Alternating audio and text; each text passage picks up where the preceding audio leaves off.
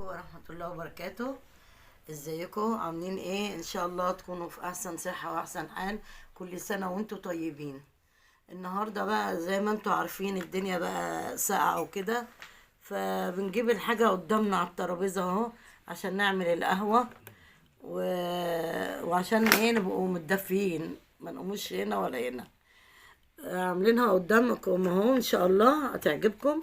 ودي الكنكه دي جايبينها بالكهرباء عشان ايه تعمل القهوه، واللي عايز يعمل نسكافيه عايز يعمل حاجه برضو بيعمل فيها.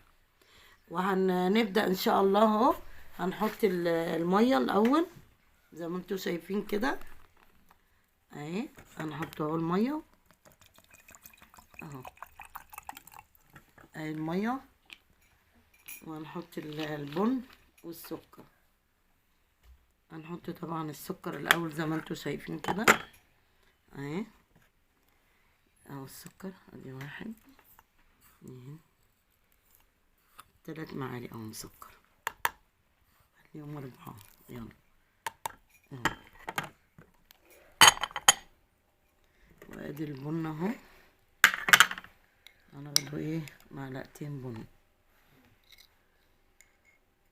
اهو زي ما انتم شايفين كده. بنقلبها كويس اهو عشان تبقى لها ايه وش، ونعملها كده حلوه اهي زي ما انتم شايفين كده. بنقلبها طبعا عشان ايه السكر يدوب. ان شاء الله هتعجبكم. هتعملوا زيها وانتوا قاعدين كده عشان ما تقوموش وتقعدوا، والدنيا طبعا شتا دلوقتي وسقعه، وعشان ما تتعبوش اهي.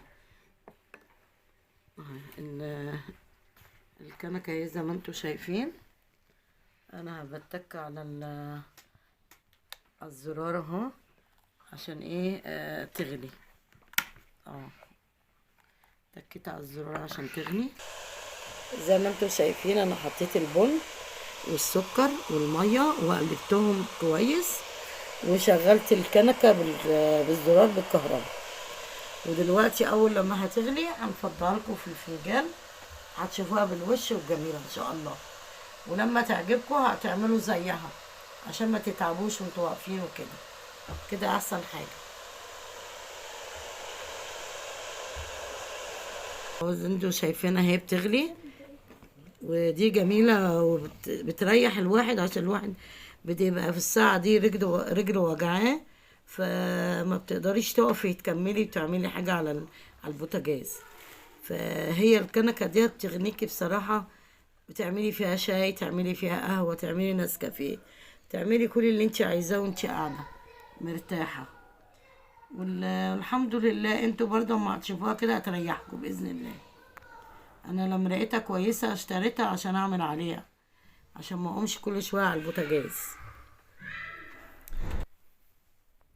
زي ما انتوا شايفين دلوقتي انا هصب القهوه اهي، لانها ايه استوت الحمد لله.